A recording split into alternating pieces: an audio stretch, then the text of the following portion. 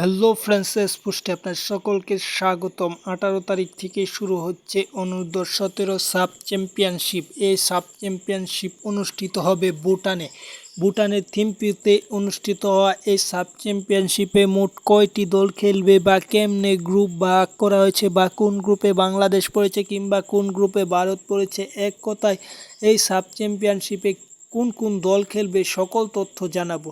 তাহলে যারা দেরি না করে চ্যানেলটি এখন পর্যন্ত সাবস্ক্রাইব করেননি, চ্যানেলটি সাবস্ক্রাইব করে রাখুন।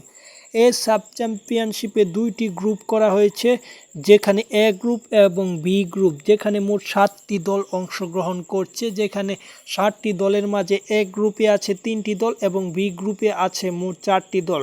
সব মিলিয়ে 7টি দলে এই টুর্নামেন্ট অংশগ্রহণ করা হবে বা টুর্নামেন্ট আয়োজন করা হবে।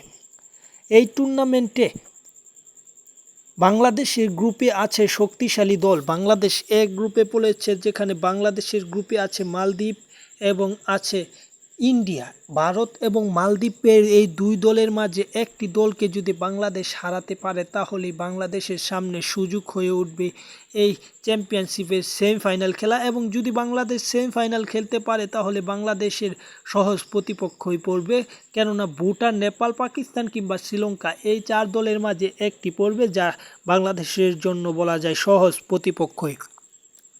বাংলাদেশ যদি এ গ্রুপ থেকে চ্যাম্পিয়ন হতে পারে, তাহলে তো কোনো কথাই নেই এবং রানার আপ হলেও বাংলাদেশের ফাইনাল খেলার সম্ভাবনা আছে। পরবর্তীতে বি গ্রুপে আছে আরও 4টি দল, যেখানে ভুটান, নেপাল, পাকিস্তান এবং শ্রীলঙ্কা।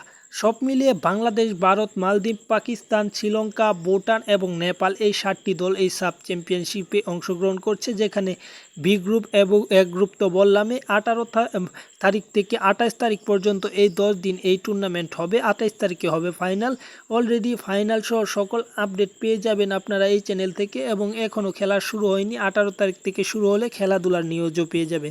তাই যারা চ্যানেলটি সাবস্ক্রাইব করেননি, চ্যানেলটি সাবস্ক্রাইব করুন আর জেনে নেবেন সাব চ্যাম্পিয়নশিপের সময়সূচি। সাবস্ক্রাইব করে রাখতে পারলে চ্যানেলটি সাব চ্যাম্পিয়নশিপের সময়সূচি আপনারা পেয়ে যাবেন পর ভিডিওর মাধ্যমে আমি জানাবো। যাই হোক, চ্যানেলটি সাবস্ক্রাইব করে পাশে থাকুন এবং পাশে থাকা বেল আইকন বাজিয়ে রাখুন।